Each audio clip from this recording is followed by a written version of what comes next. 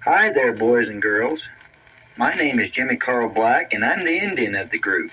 Hello there, boys and girls. This is Bunk Sweet Pants Gardner, sitting here from my Glendale room saying, we're coming, I'm coming. I'm coming to say hello, hello, hello. The grandmothers are here. Yes, they are. Hi, I'm Buzz Gardner, Bunk the Fox's brother. Little boys and girls out there. This is Motorhead. Hello, gang out there, boys and girls. This is your friend and warm companion, Donnie.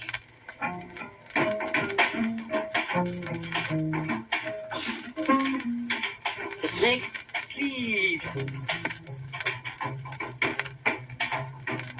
A silver key. The key of gold.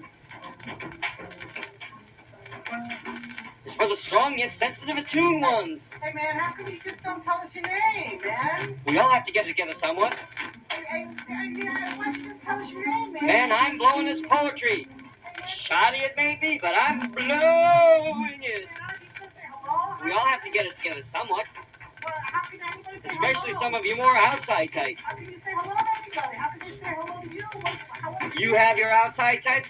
We have our outside types. You don't even know. How can you say what's your name? What is your name, man? A crow flamingo swathed in denim in front of a fire string bank. How can anybody know you? You don't even have a name. What's your name, man? I'll give him a name. An angular stud. On the acute exterior angle of the four existing studs within an open spatial archway is formed between the two. Drifting, drifting, drifting. Well, it's been a long history of the mothers of invention, and it was an intriguing band. Started out, I was in the Army, took my basic in Fort Breckenridge. And then a few things happened, and they decided to send me to Italy instead of Korea, which was a stroke of fortune. So I happened to go to Trieste in Italy, and there I proceeded to meet Herbie Mann and Don Preston. Donnie. That's what my close friends call me, Donnie.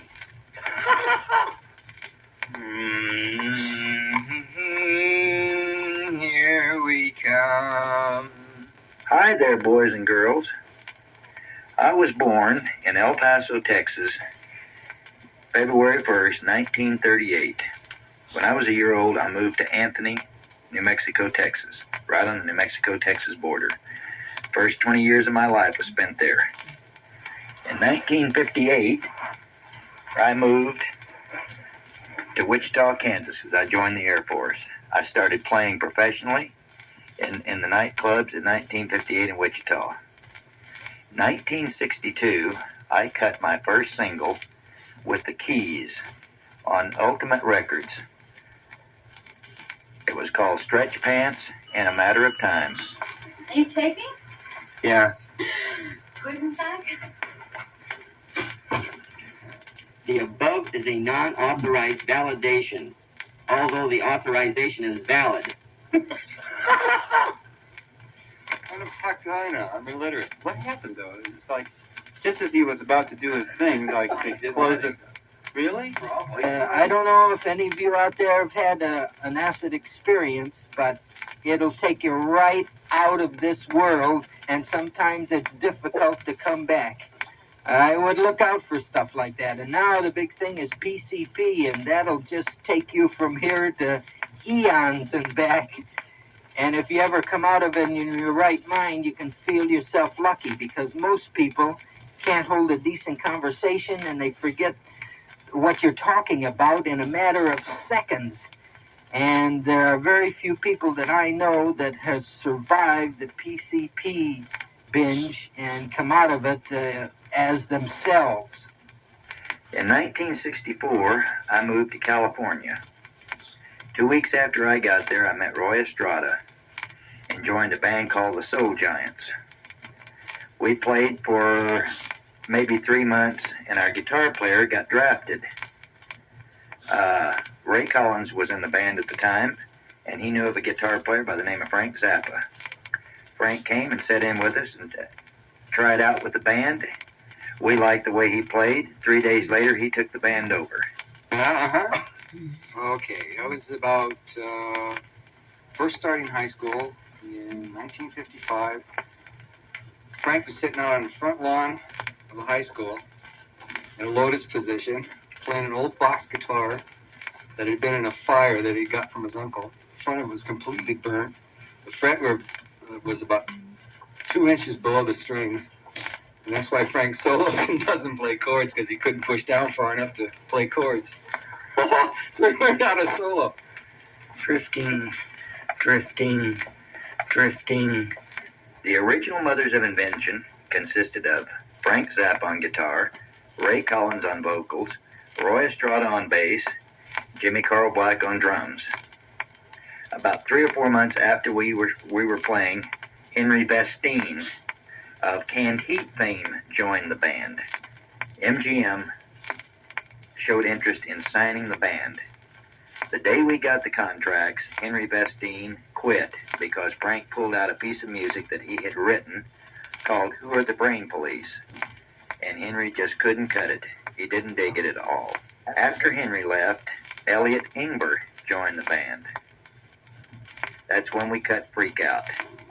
And Frank had the Mothers together, and they had a real good name going for themselves. And I'd seen them play and was most impressed by them. I thought it was really something happening for a change. And Henry Vestine had opted out to play blues, and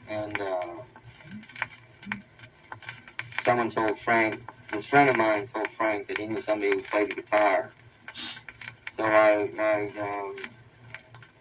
don't remember how that happened, but we got together and he told me to come on down and audition for the group.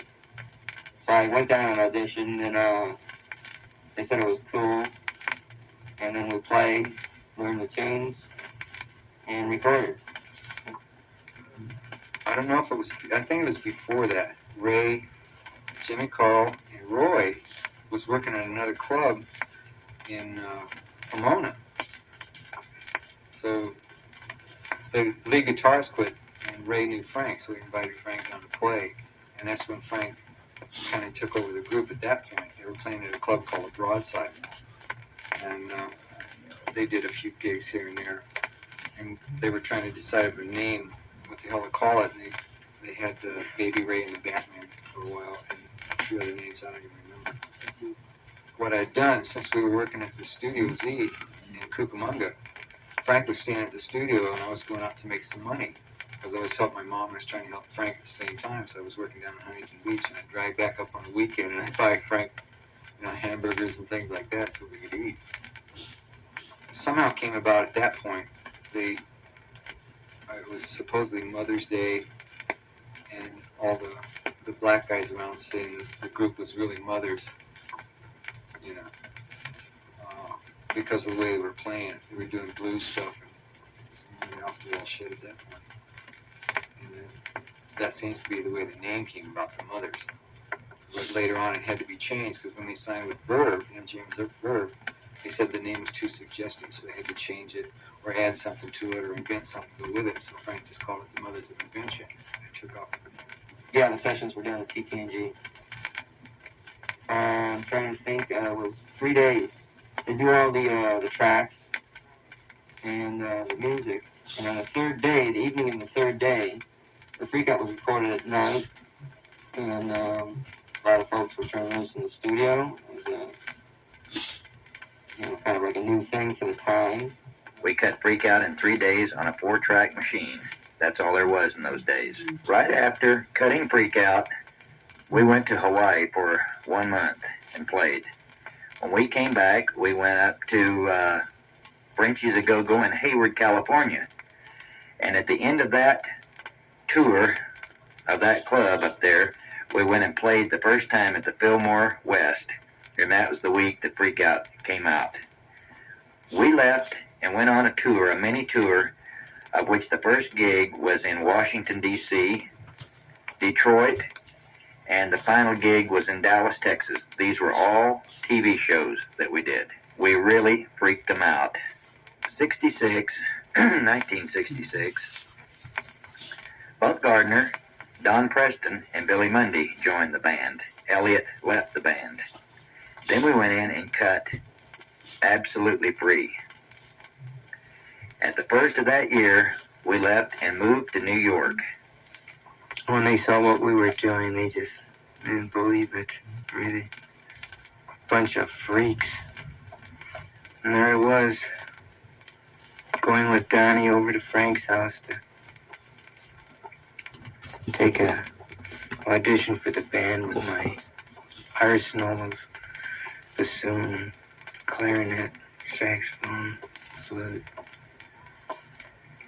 And then he made me take an audition on piano, playing piano parts. I was there all day. One evening I was sitting at home, just relaxing, and I had a knock on the door, and I came to the door, and here was this strange-looking guy with, heaven forbid, long hair. And I don't think I'd ever even seen long hair before. And that was Zappa, and he had on this big, huge fur coat and a weird felt top hat, or not a top hat, but some kind of strange bowler-type hat. And then he came in and told me that he had this new group. It was called The Mothers, and he was real excited about it. And I said, well, how about getting me in the group? So he came over to the house with the group. At that time, that was even before Freakout. And Henry Vestine was in the band at that time. And so I played an audition with them. And I had never played rock and roll in my life. So I didn't know the first thing about it. And the Mothers were rock and roll based. And so when he said, all right, play this song like Louie Louie, I didn't know what Louie Louie was. I'd never heard of it in my life. So I said, well, Don, I'm sorry. He says, but you just don't know enough about rock and roll to play in this band. I said, okay. I said, I'll tell you what. I said, I'll practice for a while and try out again. So they went on their way, and I went on my way, and I joined a couple bands. I think one band was called the Sparklers. Another band, what was another band? It was some weird name. We went to Hawaii, and I learned how to play rock and roll. I spent a whole year learning to play rock and roll. And then I heard that Zappa was playing someplace, and I went down and asked him if I could try out for the band again. So he got the whole band and came back over to my house. I had a sort of a rehearsal space anyhow. And the band came there, and I played, and I could play rock and roll. I knew what Louie Louie was, and so then he said, you're in. Great. You liked the way I played, and the whole thing worked out great. And then I was a mother of invention. Nobody had any money, that was for sure. It was just constant rehearsing. 8, 9, 10 hours, easily sometimes. He could write something with no room to breathe for 150 measures.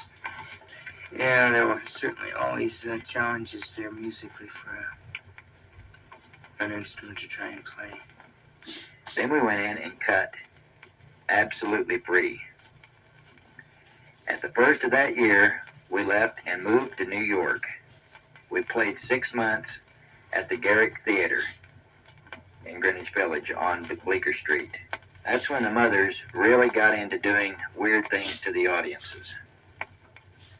We used to throw vegetables at them. We used to spit on them. At that point, at the Garrick Theater was great because there was so much freedom within the band at that point. You know, like we had a long wire that went down to the stage from the light booth. And what they were doing, it had vegetables, watermelons and shit that would tie on this fucking wire and slide down to the stage. The guys would just break it up on stage and throw it out in the audience, and really a lot of bizarre things would happen there. But that was when the first real insane shit was going on. I mean, everybody was having a great time. It was just like a home. And we had to make that a home for a year and a half. And we did some really abstract shit at that theater that people wouldn't even believe. And they wouldn't believe it at all. Ray and I used to do puppet shows. We had a piano and hold upright, and we'd turn around and do little puppet shows. And Ray was great. I loved it. One time, Ray Collins and I rigged up this toy giraffe, stuffed giraffe that fans had given us. Set it up on the stage. It was about a 3.5-foot giraffe. We ran this tube up the side of its leg and made a little hole right under its tail. Of course, the tail was aiming toward the audience. We were behind the piano where the audience couldn't see us with about 10 cans of pressurized whipped cream. And at one point in the show, we started squirting this whipped cream through this tube, and it just leveled the first 2 rows in the theater, hitting people everywhere. Frank completely flipped out. He thought it was one of the funniest things he'd ever seen, and so did the audience. Except for 2 weeks, we couldn't get anybody to sit in the first 2 rows, mainly because it stunk so bad from the whipped cream. Drifting, drifting, drifting. While we were playing at the Garrick Theater, Life magazine asked us to do a photo session for one of their issues. So Zappa had the brilliant idea of hiring all these rent-a-babies for the photo session. Well, there we all were, posing for the photograph and holding these babies that were screaming and yelling and pissing and shitting all over us. And on the other side of the camera were all the mothers oogling their babies. Trying to make them all laugh and everything, and they were just screaming their heads off trying to get back to their mind, because here were all these ugly hippies holding these babies, and they just couldn't take it.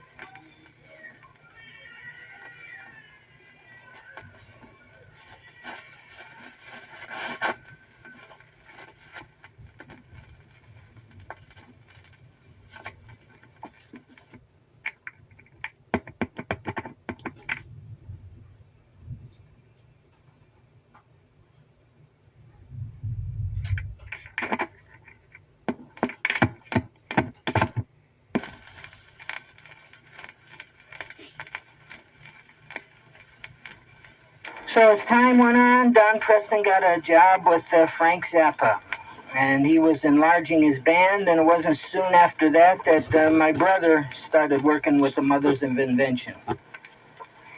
And occasionally I would drive him to Frank's house where they were meet to go on tour or something, and I went to hear a few concerts, and I decided it was much more interesting music than most of the rock bands at the time were playing.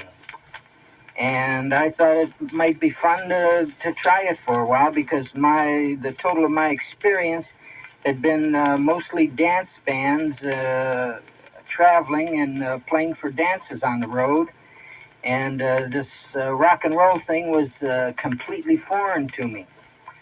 So as time went on, I finally got a job with the Mothers, and met Jimmy Carl Black and Ian and Motorhead and all the boys that were doing the Mother stuff. And a lot of times we used to go and rehearse, and we'd rehearse for 6 or 7 hours and rehearse hard, and then Frank would come in after that and feel like playing, so we'd play another 3 or 4 hours. And I must say that when we were playing with that band, it took up just about your total life. You were committed to it most of the time. While we were in New York at the Garrick Theater, we cut We're Only in It for the Money. And also that fall, we cut Reuben and the Jets and Uncle Meat in New York City. In the fall of '68, the Mothers went on an extensive tour of Europe. We played Germany, 5 cities in Germany, of which one of them was Berlin. And that gig there, we got the Berlin Survival Award. I guess it was when all the schools were having their troubles on campus, too. There was a lot of demonstrations. Very interesting. Yes, it was. That might even been the tour that we almost got lynched in Berlin. 10,000 in the Sports Palace, standing there, surging forward to see the band, knocking the barriers down, scaring the living shit out of us. Yes, it was. We got a medal for that when we got back to the States, I remember. Everybody, Frank gave them a medal. The way the award came about was, the way we understand it, the SDS went and talked to Frank the afternoon of us setting up and getting ready to play our sound check, and told Frank that they wanted him to get the crowd all aroused that night and go tell them to burn down the Allied supply dump. Well, we weren't over there for that purpose. We were there to play music. So Frank told them no way. They told us that they would destroy the concert, which they did. About 15 minutes into the show, we got showered with eggs. Then the green pears came. Then they threw a gallon of green paint on the stage. Then they ripped the railing from in front of the stage off and were going to throw it up on top of the band, but Herb Cohen and Fritz Rau caught it just in time and kicked it back and leveled the first 3 rows of people. There was about 25 or 30 on the ground. That was the end of the first show. We went up to the dressing room and couldn't get in our dressing room because all the police, security police, were in our dressing room. We were up in the dressing room, and pretty soon the word came up that if we didn't come down and finish the show, they were going to come up and get us. So we went down and finished the show with about 200 people on the stage. That's where they started throwing the big cherry bombs. I never was so glad to get out of a city my whole life as that place. All in all, it was a great tour. We had a great time. What a way to go. I think one of the other times was Jimmy and I was in a club called Boom Boom in Vienna, Austria. The owner of the club invited everybody down after the concert to have a big party. And we're down there really whooping it up. And one of my rare times that I drank, I figured, what the hell, we might as well hang one on because it's a great party. So they served the beer in 2-liter mugs, which is a huge glass full. And Jimmy and I are sitting there drinking this shit, and we're getting polluted. We had about 4 of these. There had to be at least 2.5 gallons. or something like that in these damn glasses. And by the time we got through 4 of them, we were pretty well looped. And it was down in a basement. There was no air conditioning. The smoke was just thicker than hell in the room. And I took my shirt off because I had a gold satin shirt that I was wearing.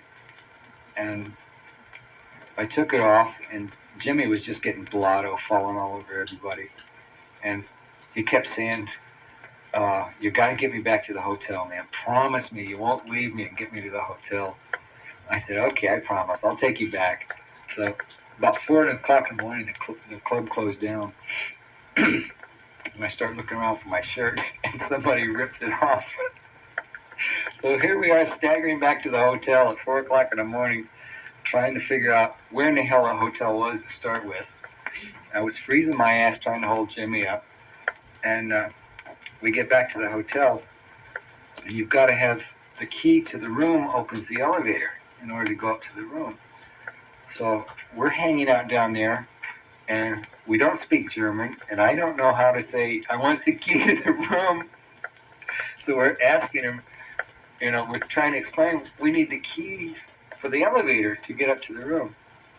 So finally, after a couple hours of debating what the hell I was trying to talk about, we finally figured out that Schlussel was key. So we got the key and staggered up to the room. And then we had to catch a 6 o'clock plane going out the next morning. I I don't remember what happened. 3 girls in black raincoats, and they had black hair and black eyelashes and have black eyebrows, and they were like real, really kind of strange looking. They took me outside, they put me in their black Corvair, or Corvette or whatever, and they drove me about a 10-minute ride over to their house, got me stoned on hash, black hash, and then brought me back. I never saw him again, and they were like the mystery women. It came to us there was supposed to be a party at night, I believe for the mothers, or a party that the mothers were invited to, I'm not sure which. And I don't know what happened, but I didn't go, and 6 or 7 of the other guys went. Now, it so happened at this party, unbeknownst to the other people, somebody had slipped acid into the punch. And most of the guys at that time weren't drinking too much, but they did drink the punch. And before they knew it, they didn't know what happened. And by the time I heard about the incident, they were all crowded in one guy's room, sitting on the bed, holding hands, telling everybody that came around, take care of me, take care of me. I don't know what's happening. I don't know what's happening. Drifting. Yeah, what are you selling? The new and improved deluxe Cavalier variable speed radial lifting into a patent 3-stage dressing down featuring two-tone undercoating and a Latin design. Two-tone undercoating and a Latin design. I know we got some fans out there, and we love all of you. If you like strange electronic music coming down from out of the spheres, then we can give it to you. And we will give it to you. In fact, we're going to give it to you more than you can take. I think I'll give you a little taste right now, because I'm turning on my biokinetic energistic synthesizer.